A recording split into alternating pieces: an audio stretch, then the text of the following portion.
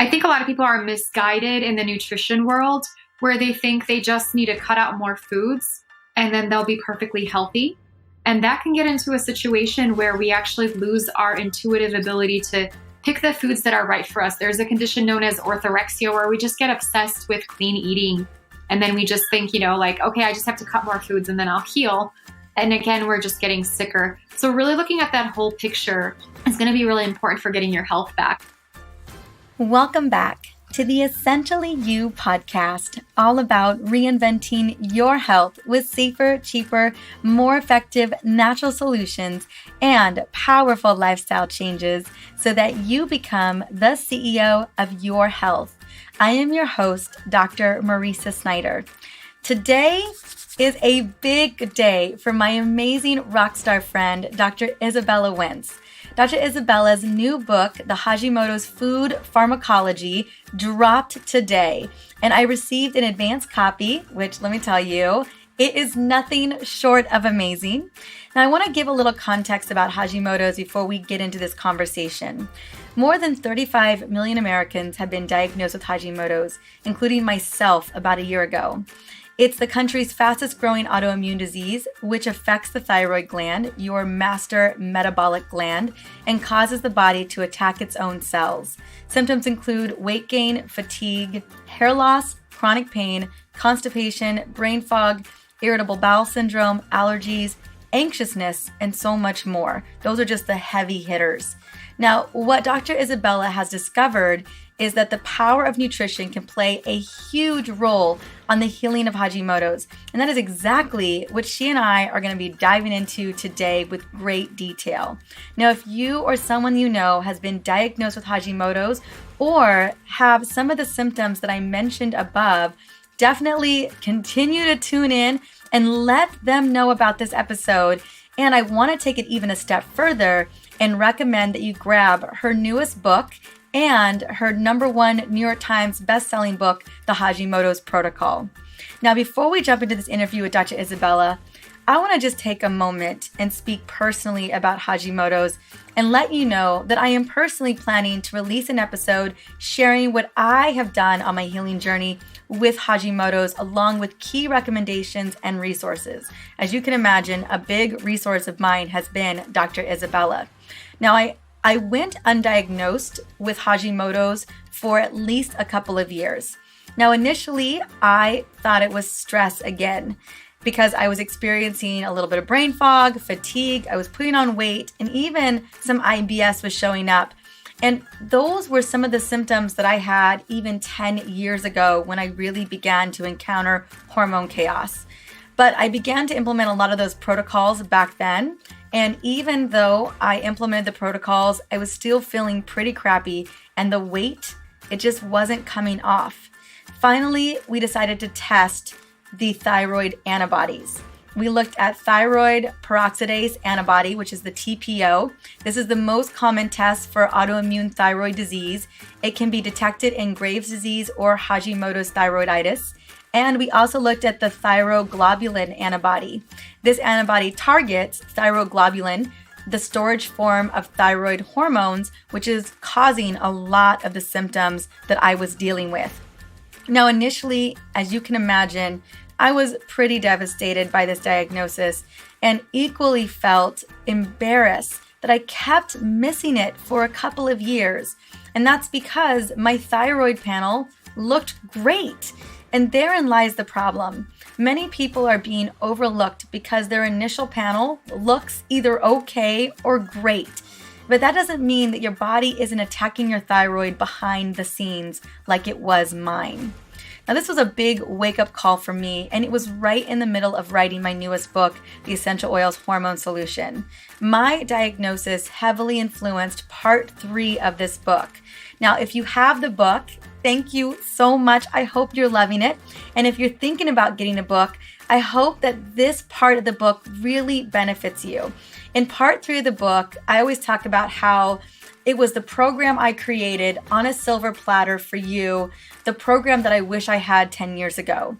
But when I created this hormone rescue program, this 14-day program in the book, I adapted it slightly from a similar protocol that I've used to really include and focus on anti-inflammatory, thyroid, liver, and gut healing foods.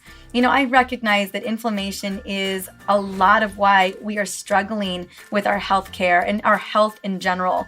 So I wanted to create a program that not only would benefit your overall hormone system, but also could help support a lot of the critical organs necessary for us to function every single day. So I actually do this program about 4 times a year, along with everything else built into the program in part 3 of the book. Now, I can't wait to share more with you soon, but before we get started, I want to just take a moment and celebrate your wins. You know how much I love to do that. Now, today is officially the 1-year anniversary of the Essentially You podcast, and I am experiencing all the feels right now. It's the biggest gift to be able to interview some of my dearest friends and shed light on women's hormone health with you. So thank you so much. And on today's amazing milestone of 1 full year, this gorgeous, amazing anniversary, we also hit 300,000 downloads. I just can't even believe it. I've been having a lot of those can't even believe it kind of moments recently, but that means that we hit 50,000 downloads this month alone. And all that really means to me is that we are getting the message out there, more and more women are tuning in, and that is such a big win. When we're empowered with our healthcare, not only do we do better for ourselves, but we're able to take that message out to the people that matter most to us. So with the addition of these 2 episodes every week, we are bringing on more amazing health rock stars who are listening in. And one particular rock star is Amanda Jones. And I'm excited to shout out her win today that she shared on Insta with me a couple days ago. So here is the testimonial she shared with her people and with myself. Marisa, you are the best. Keep up your real talk and truth around women's health. My periods are finally regulated after 5 years because of the information I received from your episodes. I can't thank you enough for this resource, and I share it with all of my friends. Even my mom listens to your show and has made some changes, and that is awesome. Well, I can't tell you how amazing that is, Amanda. You are truly a girl after my own heart. Thank you so much for not only sharing your big win, but your mama's win. And congratulations on being able to regulate your menstrual cycle. I know how big of a deal that is. And I am holding space for your continued healing miracles, girl. Now, if you're listening to Amanda, I would love to gift you a 10 ml Super Women blend. You guys know how much I love this blend. So you can reach out to me on Facebook via private message or on Instagram in my DMs. I know you know how to find me there. And on Instagram, it's at Dr. Marisa. That's DrMariza. Well, fellow podcast listeners, I would love to continue to shout you out too. And you can reach out to me via Insta, Facebook, or by simply reviewing this podcast on iTunes or whatever podcast platform you love to plug into. That way, I can continue to support more women who are ready to become the CEO of their health. So let's dive into this incredible conversation with Dr. Izabella Wentz. But first, I want to sing her praises. Dr. Izabella Wentz, who is a pharmacist, has dedicated herself to addressing the root cause of autoimmune thyroid disease after being diagnosed with her Hashimoto's thyroiditis in 2009. She is a leading expert in Hashimoto's, the author of the New York Times best-selling patient guide, Hashimoto's Thyroiditis, and the New York Times #1 best-selling book, A Hashimoto's Protocol. You can check her out at Dr. Izabella Wentz. But also, she is the founder and co-producer of the Hashimoto's Institute, which is an educational outreach dedicated to optimizing the treatment of Hashimoto's. And she is truly passionate about helping people with Hashimoto's. She also loves small, fluffy dogs, yoga, hiking, fashion, and throwing out random witty sayings whenever she can get away with it. So you can check her out on Instagram. You can go off to her website, as she is such a wealth of information when it comes to this topic. And she has got 3 best-selling books on Hashimoto's out there on Amazon.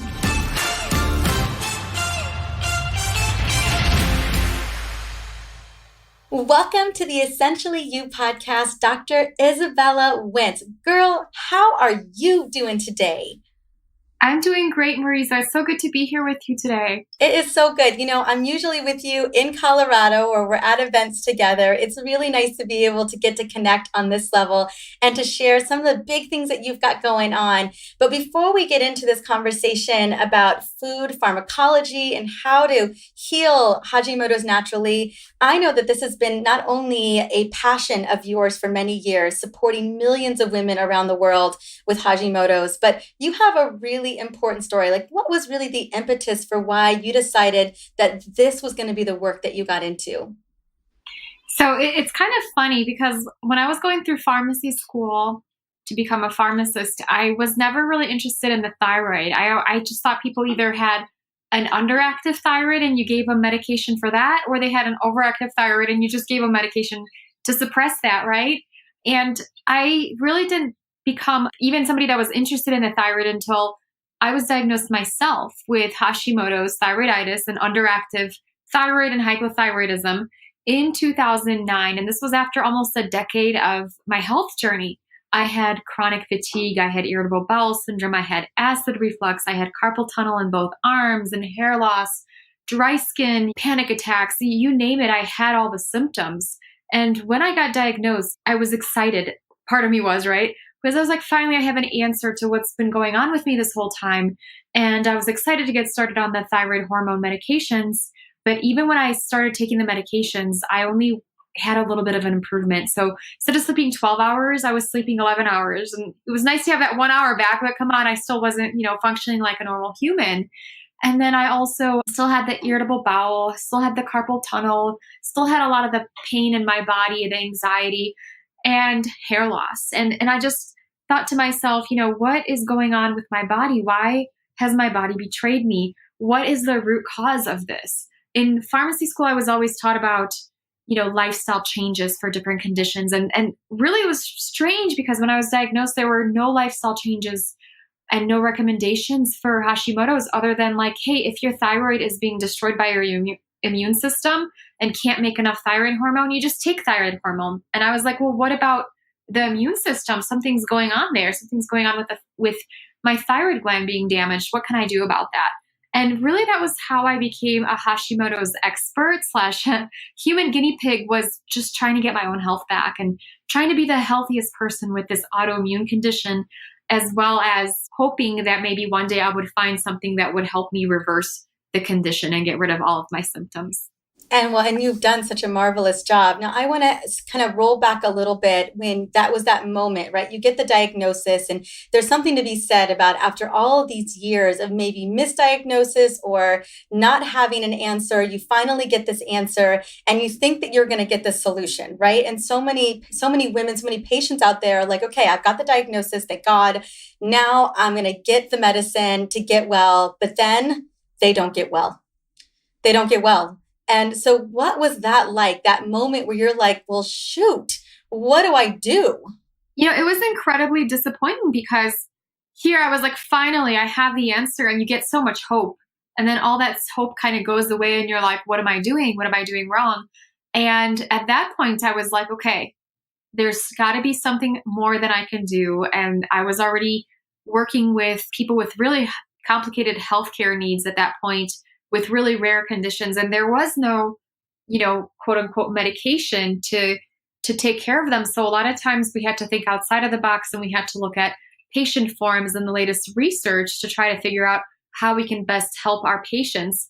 So I started just to use that methodology for myself, where I thought to myself, okay, well, maybe there's something in the research that my doctor doesn't know about. Maybe there's something out there that some patients have discovered with this condition that people just don't know about. It's kind of amazing with how innovation in medicine, how slow it is to spread.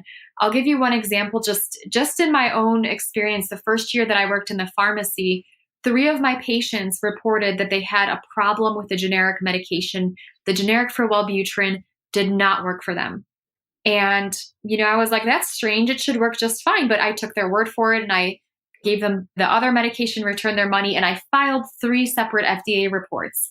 It wasn't until like 5 to 7 years later that I saw this reported in, like the latest innovative journals that the generic just didn't work. And I saw it with my own eyes in the pharmacy. 3 patients at a very small pharmacy had this same kind of reaction. And so a lot of times, we are at this amazing digital age where you're able to spread information with your listeners about all the different things that you're finding are working with your clients.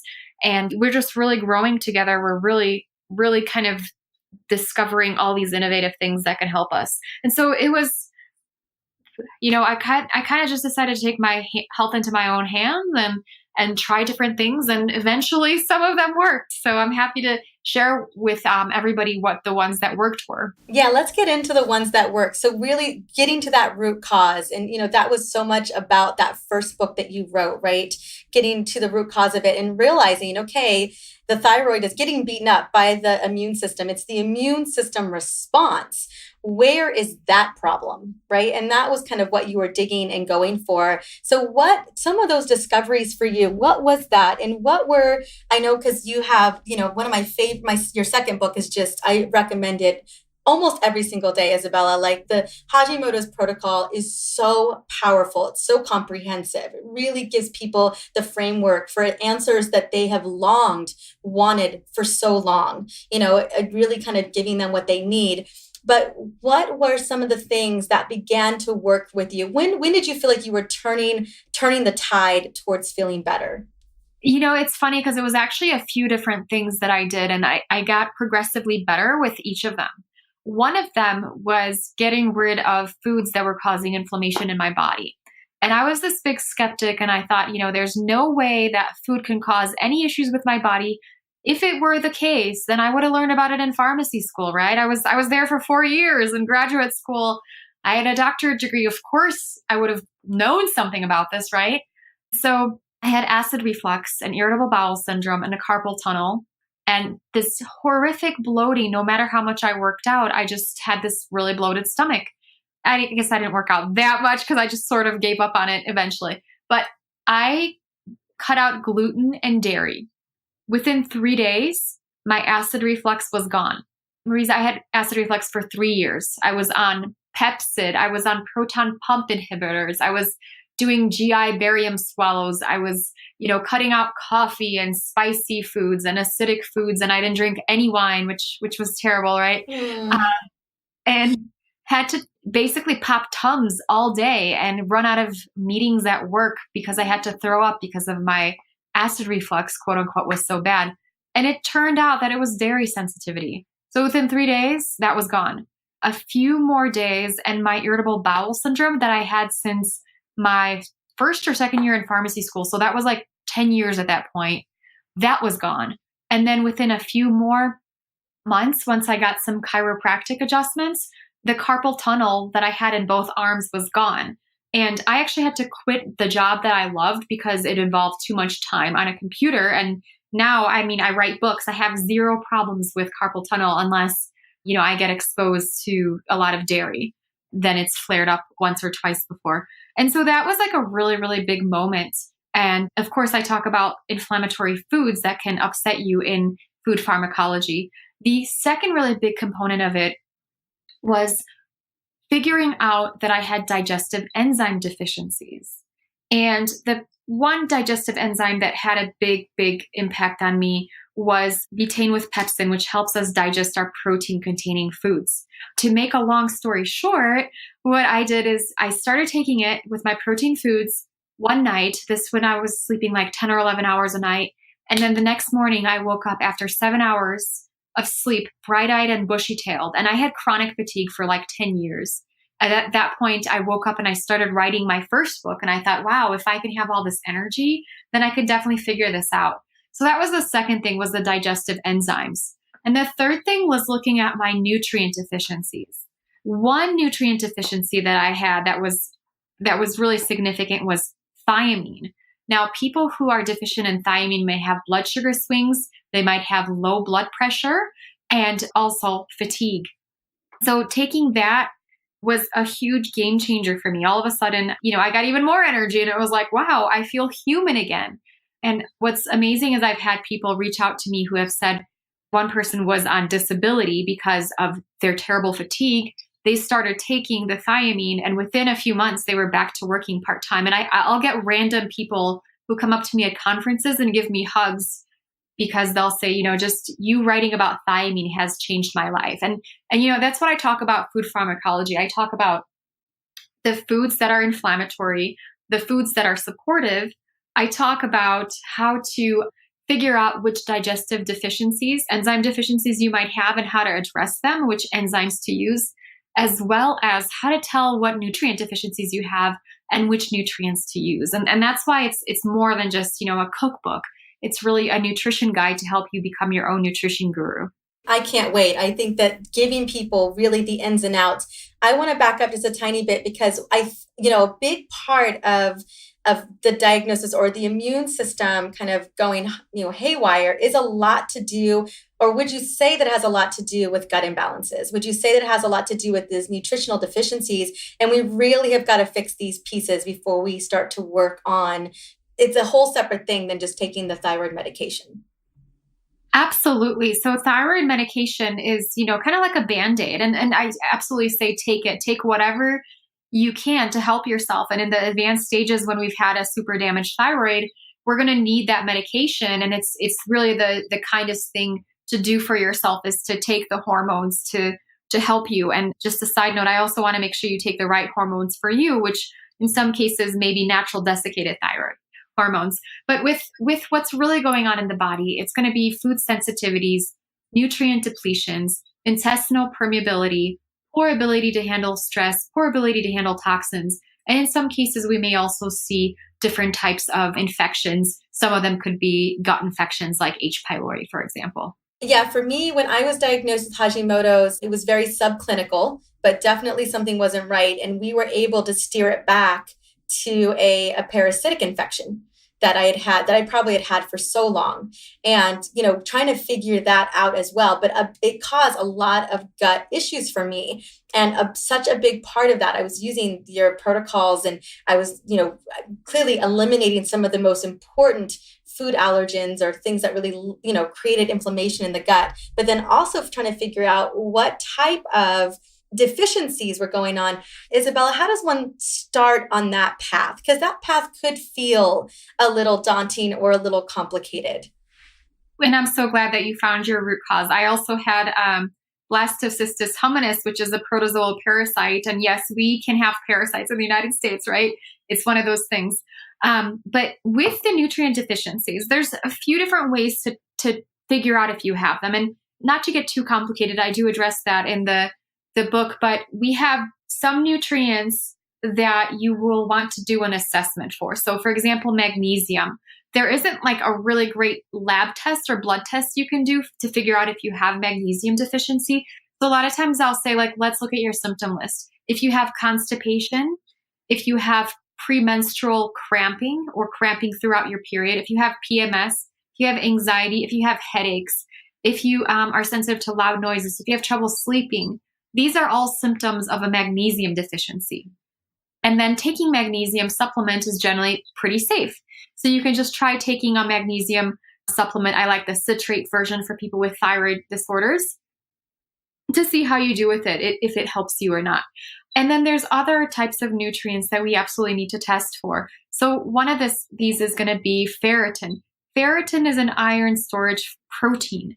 And you don't want to just take iron willy-nilly because that can lead to toxicity. That can cause buildup of iron, and that's not a good thing either. So I recommend doing a test for ferritin in that regard. B12 and then vitamin D, you can also do lab tests for. And then some of the other nutrients, I really look at symptoms to help you figure out if you have that particular nutrient deficiency.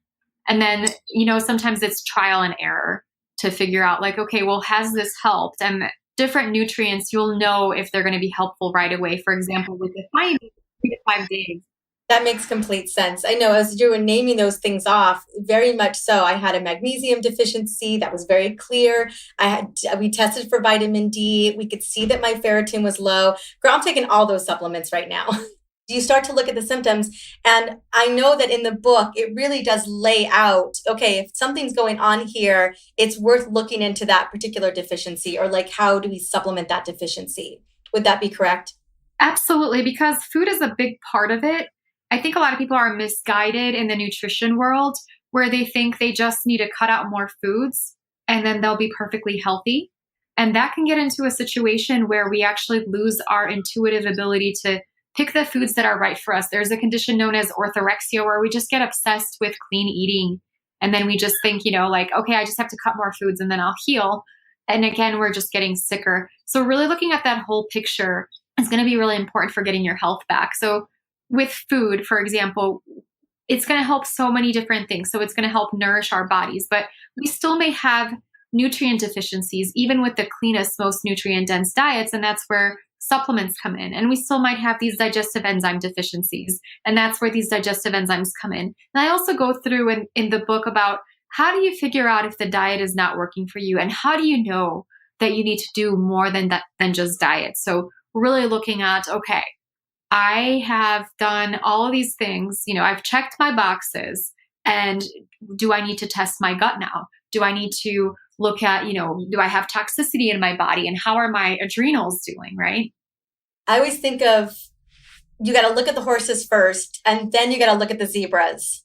So first knocking out some of the most important foods, and then taking a look and seeing, where is the core root of the issue arising from? Exactly. And I think the beauty and my goal for people is to really be in charge of their own health.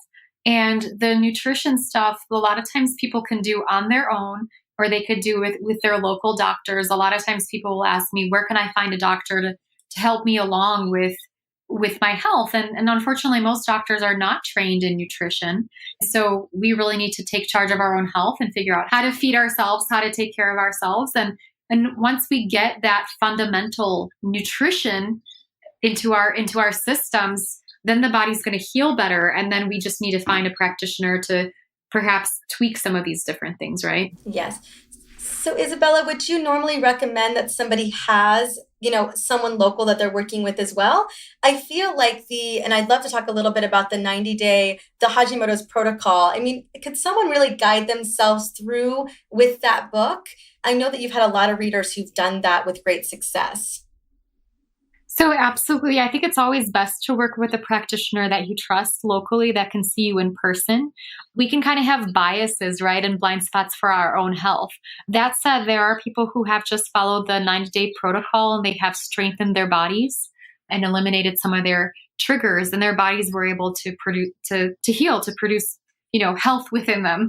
And that's absolutely possible. At the same time, it depends on the person, and some people may need more guidance. Some people may be able to kind of tweak a few things and do it on their own. Okay, that makes sense. I was just trying to get a little bit of clarity because I know so many people, and I know you get these emails as well, where someone is feeling so lost, right? Maybe they've read a couple blogs, or they've maybe had a friend who had some major changes. They gave up some foods, but yet something still isn't working. And I think one of the things that I'm so excited about this book is that it is really the nutritional deficiencies. We're so quick to take something out, but we never really look at what needs to come back in.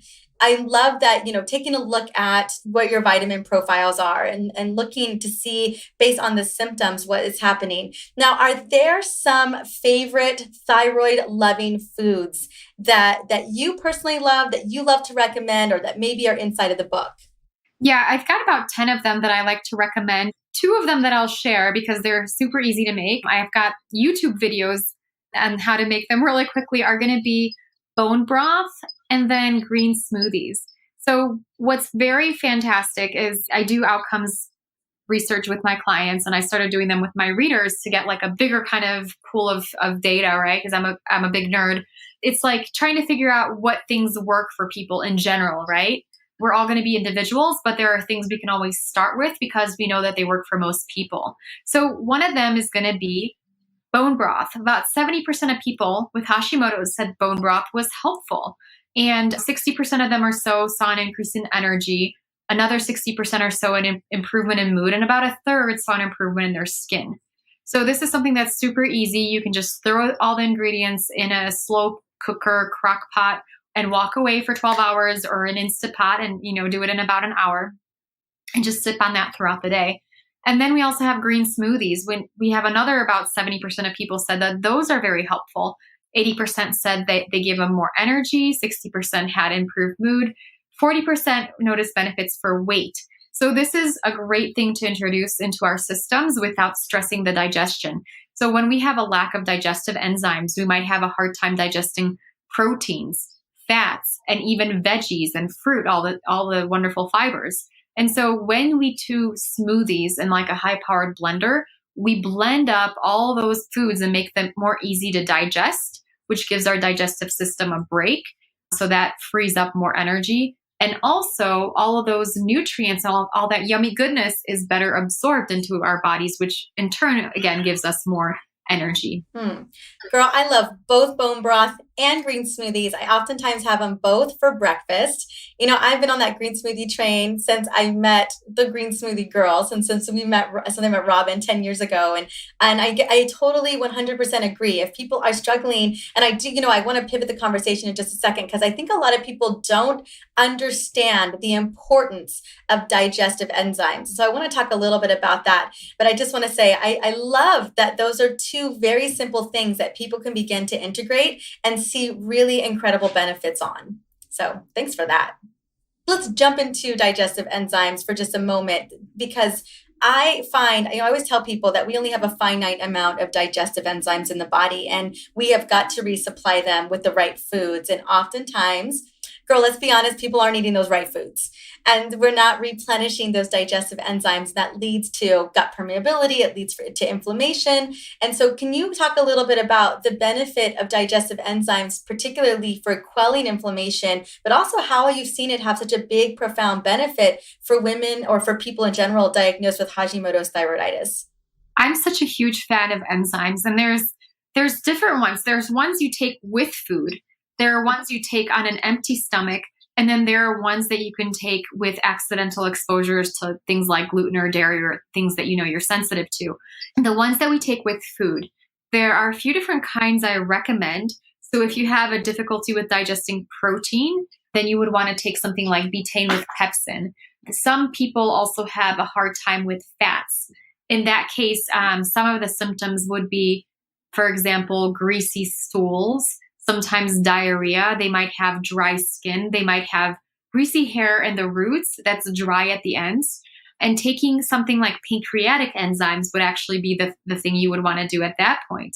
And then veggie digestive enzymes are going to be helpful if you find when you're having your bowel movements, you have fibers, plant fibers in your bowel movements. And if you have a lot of bloating, all these different enzymes can really free up our nutrients and let them do their job in the body, as well as prevent us from having that like sluggish, draggy feeling that we get when we just don't digest our foods properly. Another thing is when we don't digest our food properly, our body's more likely to recognize it as a foreign invader and then cause us to have more food sensitivities to it. And that can, in some case, the foods can cross-react with our thyroid gland. And then we have the systemic enzymes, which are taking on an empty stomach. I found these can actually reduce thyroid antibodies and reduce food sensitivities. And I also like gluten and dairy digestive enzymes for whenever we go out to eat. We never know if the food that's being prepared at a restaurant might have trace amounts of some of the things that we're sensitive to. That makes total sense. And would you recommend, clearly we got to get really clear on some of the symptoms, but I'm guessing, and this is based on my research and what I've seen when I've worked with patients, that I don't know anyone who wouldn't benefit from digestive enzymes, like at all. Unless they're like on a juice diet forever, I honestly don't know. I think everyone needs to be on digestive enzymes. The older we get, the less robust our digestion gets. So when you look at reasons why a person might have a digestive enzyme deficiency, they're like pages and pages long. And one of them is just simply getting older. That's so true. Well, I take different digestive enzymes for different reasons, but I take digestive enzymes every single day. Most specifically, I take them with meals just because I want things to work better. I've always felt like I've had a sluggish digestive system, and it's probably because of all the Pop-Tarts I ate when I was a little girl. But And I just feel like whatever like I never had that steel stomach. Like you always hear about those people who have the steel stomach. And it's never been that for me. But I knew in my 30s, I was like, something is not right. And I don't like, I never travel without them. I never eat meals without them. Everything's my digestive system, things moving through my system, it doesn't work as well without some assistance. I think I'm at a point in my life where those are just always going to be a staple, I think forever at this point. Yeah. And some people are able to take them short term and then they can wean off of them and they don't need them for a while, but life changes. You might have a period where you're stressed out or you get sick or you get an H. pylori infection or, you might have a baby and that can change your digestive system and that can change your body. I know when I was pregnant, my baby was squishing my pancreas. And so I actually had developed some deficiencies in pancreatic enzymes. And there's different things that happen. And really my goal with, you, Marisa, you're so tuned in with your body and you know what it needs and you know how to nourish it and feed it. And you know, like how to take care of it. And that's really my goal for everybody listening. And why I wrote my book is because I want the same for everybody to be like, hey, something's off. How do I dial in? And they can always reference my book and say like, okay, I'm having this symptom. You know what? Maybe I need more magnesium or maybe I need more B vitamins or hey, this actually sounds to me like selenium might be it, right? Mm-hmm. I think that's probably one of the most invaluable things that I really love about this book, that piece. And then again, a lot of people are very scared and fearful of having to change their diet. I always joke that I can get someone to use an essential oil before I can get them to make a green smoothie. And I'm obsessed with green smoothies, but I can't. People are like, okay, that oil thing, that seems a lot safer and easier than this whole green smoothie. And I know that food is a big challenge. And what I love about the book, the recipes feel so manageable, feel so doable. And I know that, the whole family has shifted over their diet in your family, same with mine. And when you were trying out these recipes, when you guys were testing these recipes, even with people who were like, whoa, this is usually not it's excluding some of my favorite foods. What was the take on that? Like, do you feel like this is going to be so easy for people to kind of begin to implement, although they may be giving up some of the foods that they love? That was really my big goal, is to make it as easy as possible for people. So I address how to do batch cooking, how to, like not just like what to eat, but also like how to incorporate it into your life so that it actually becomes easier to eat this way than not to eat this way. So like what to eat when you're going out, where to shop, how to deal with unsupportive people. And then of course I have the 125 plus recipes with gorgeous photography. My dad is one example. So he is very skeptical of anything that's not like meat and potatoes and Polish food, right? So the other day he was gracious enough to test a lot of the recipes and give him his stamp of approval. The other day though, he was eating the shepherd's pie recipe that's in the cookbook. And then I was like, Dad, he's really loving it, right? I'm like, Dad, it's gluten-free. And he's like, what? And I'm like, it's organic, right? And he was so loving it. It's kind of funny because you can make these recipes for yourself. They're really easy to make, just a few steps. I don't have those like 75 steps where you have to like at the end add like the tail of an exotic little animal for it. They're like ingredients you're going to find every day in your hometown and your own stores, and you can order online. So they've been dad approved. That is big. It's huge. It is huge. Food is so connected to our life, to culture, to family traditions. And that can be the hardest things that we get sucked back in. Just real quick, because I'm just so curious, because I have dealt with some serious family bullies around the holidays, about not eating this. I always try to incorporate new healthy meals into the holidays. And my sister is like, nobody wants to eat that. Nobody's going to eat that. But my sister is like the big just saboteur of my game plan. So I don't know what to do about my sister. I really don't know what to do about her, but I have found my own way of navigating and really just trying to get people on my side for why I've made the decisions that I've made for my health at that point. Like turning down my husband's aunt's favorite cheesecake. What does that look like? What are some of the techniques, as we step in and we navigate birthday parties and we navigate going out to dinner with friends, or we're at the bar and it's happy hour. What are some of the ways that you have found success navigating those waters?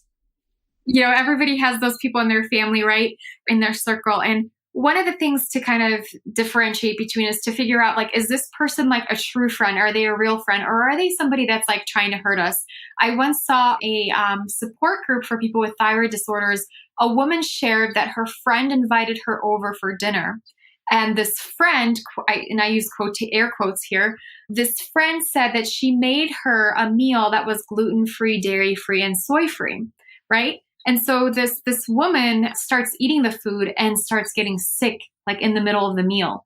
And then her quote unquote friend admitted that she snuck the foods in there, gluten, dairy, and soy, just to see what would happen because she didn't believe that her friend was actually sensitive to them. Friends like that, you don't need enemies, right? So definitely I encourage you to surround yourself with people that love you and encourage you and cherish you and that wouldn't do that to you. So that's kind of the extreme. Luckily, most people are not that way. And in most cases, it's just having a simple conversation and explaining things to people in a way that they understand. So one of the things with my husband, he kind of thought, like, when I first went gluten-free, that I just could eat a little bit, that moderation wasn't an issue. And I really had to explain to him that even tiny amounts could be potentially hurtful. Other things that I've used my clients have used have been saying things like, hey, this type of food makes my thyroid numbers go crazy. It makes this go crazy. And people are like, oh yeah, I get it. There's foods that I don't eat because they cause me bloating or blah, blah, blah. Or migraines or something. Yeah. Yeah. Yeah. And a lot of people have made that connection. And then there's always like, thank you so much. And I'd love to have some. And then you can hide it in your purse, right? That's what I do with my aunties when they make like really good cookies. And then I go over to their house, and there's this huge thing in Polish culture that you don't want to offend people. I hear that. So there's always hiding stuff in your purse. Okay. And then of course you can't hide shepherd's pie though in your purse. So you have to just throw certain things. Depending on how big of a purse you have. And then the other strategy is to bring, your own food, right? Right. Oh, yes. Yes, absolutely. That makes sense. Okay, so just being like, hey, listen, this is how serious this could become for me, giving people some context and just really asking people for grace, right? That maybe they don't sabotage you. We're having friends over tonight for dinner and we're actually on a hormone detox right now. Even my husband, just like yours, Alex is always down for whatever. And, we've cut out all of the hormone sabotaging foods. We're taking all of our supplements. We're doing our green smoothies. We're drinking our bone broth. And we're having friends come over, and I just wanted to preface with them, like, hey, just a heads up, this is a detox-friendly meal tonight. It's still super sexy. At least I think it's sexy. But like we're doing a sweet potato puree, and we're doing sauteed chard with garlic, and we're doing salmon, and I forget all the things. Alex just sent me a little text message before we started this podcast interview. He just kind of laying out all the cool things we're doing tonight. And I think they're going to love it. But they already know, and they're so down, right, to do it tonight. So I always tell people, like, our house is never the house you really want to come over to, because there's no chips. There's no sugar. There's no cookies. There's not even, you can't find bread in this house, right? It's just not one of those homes where you're going to find, like, my mom and my sister kind of just steer away from my house because there's nothing quote unquote good to eat inside of our home. And another thing I think that's like at the root cause is just really believing that you deserve to eat the way that makes you feel good, right? Other people, if they eat something, if a pizza makes them feel good, then great for them. But, if you know that these foods are causing you inflammation in your body, then you deserve to eat in a way that does not cause that. So tell me, as we're wrapping up, what is your favorite thing about this new book? Like, what did you get so excited that you were just like, I cannot wait to share this with the millions of people who are going to get their hands on it? What was that? So, of course, I've got all of the wonderful nutrient guidelines, and I've got like the digestive enzyme guides and different lifestyle strategies on how to make this happen. But the recipes, I had so much fun developing them. And I was pregnant part of the time when I was developing these recipes. And so you'll see a lot of influences of my little boss baby, where I was like, a pie would be really nice right about now. And I used to bake a lot when I was, before I was diagnosed with Hashimoto's, and I always would win like little baking contests at work and those kinds of things. And so I sort of just started modifying some of my old recipes from my baking days, and I came up with the autoimmune very berry pie. This is something that uses cassava flour instead of regular flour, and we use palm shortening instead of, like butter or some of the other margarines and things that I used to shamefully use, right? So the crust is perfect and the filling is so delicious. Like I've been getting requests for it like all season for people for holiday parties, and it's been a big hit in the family and with friends too. Oh my gosh, it sounds so delicious. I love pie, girl. I can't wait to try that recipe. So the recipes are amazing. And I think that's such a big part. I know that you and I are in alignment when Hashimoto's thyroiditis, it can feel like such a big sentence, feel like such a heavy load that lands on our shoulders when we get this diagnosis and we're not sure how to navigate the waters. But you have done such a marvelous job at helping us move through this with such ease and grace. And food is such a big part of all of it. So I'm so grateful to you that you created this book, that you've personally tested these recipes. Because I know that nothing goes by you without a lot of research, care, and dedication. So thank you so much. The book is out. It's out. It's available. So where can we go and grab the book? So Amazon, Barnes & Noble, wherever books are sold, it should be there. I like to use Amazon because I have the Prime and I get everything in like 2 days. So that's just a tip if you want to get started right away, right? In 48 hours from now, you could be making the pie. That's what we're talking about here. So you could be pie making and really getting your body back on track with this beautiful book. And we also have a wonderful little giveaway. You have got some of your favorite yummy recipes in this giveaway. Can you tell us a little bit about this little gift that you have for us? I do. So on my website, we have 5 recipes from the cookbook. So these are some of the favorite ones that I picked out to kind of get you started right away and give you a little bit of a taste. And then also the first chapter of the book. And the first chapter is going to go through kind of, if you're getting started with your healing, it's going to go through, set out the foundation for what you need to do. I love it. And do you recommend, Izabella, we should have both books, right? We should have the Hashimoto's Protocol and the Hashimoto's Food Pharmacology. They were really designed to go together. At least I feel like when I look at the two of them, that's what feels right for me. Like I'm so grateful. I feel a lot more complete with both in my hand. Yeah, I think that's a really great point. With Hashimoto's Protocol, it's very much goes through like how to figure out what your plan is for the next 90 days, right? And so what to do. And with the Food Pharmacology, we've got the recipes and like all of that like really practical stuff on like how to do it. So it's like what to do and then how to do it. I would say how they go together. Perfect. Okay. Well, I'm just telling everyone, as great as it is to get the newest book, and I want you to go out and get it. Honestly, once you're in Amazon, girl, click that button and get both.